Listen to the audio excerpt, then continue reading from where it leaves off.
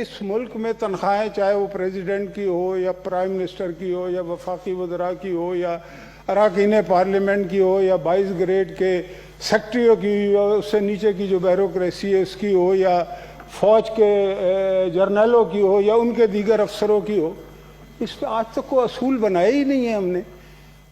دنیا بھر میں جو تنخواہیں بڑھتی ہیں وہ ایک فنڈامنٹل رول ہوتا ہے، اس کا پرنسپل ہوتا ہے، اس کی بنیاد پہ بڑھتی ہیں۔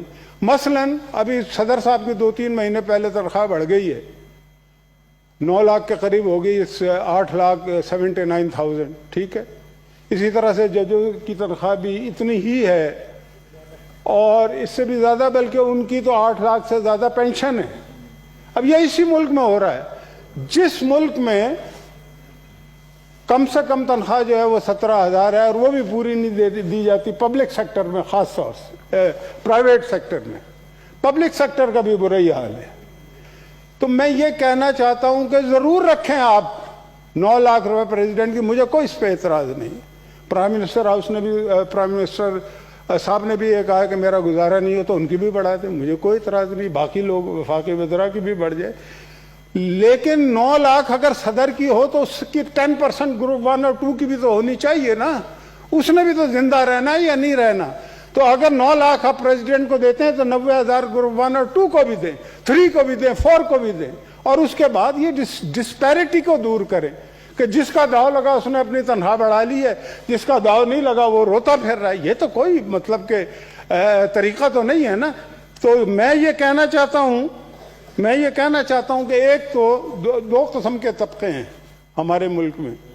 ایک تو چھوٹے تنخواہ دار ہیں، کنٹریکچوئلز ہیں، ڈیلی ویج ہیں، ان میں سے کچھ پبلک سیکٹر میں ہیں، کچھ پرائیویٹ سیکٹر میں۔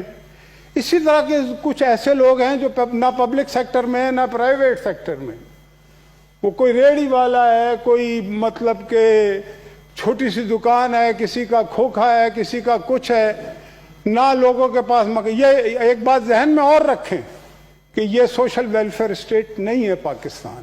ہم جس طرح سے اٹھا کے نا لوگوں کے ٹھیلے پھینکتے ہیں، گھروں کو مطلب کہ ہم مسمار کر دیتے ہیں اور اس کے متبادل کچھ دیتے نہیں، تو اس کے بعد پھر ابھی دیکھیں نا کتنی تیزی سے دہشت گردی اس ملک میں بڑھ رہی ہے، کتنی تیزی سے اسٹریٹ کرائم بڑھ رہے ہیں۔ یہ صرف اس لیے بڑھ رہے ہیں کہ 80 لاکھ لوگ بے روزگار ہو چکے ہیں۔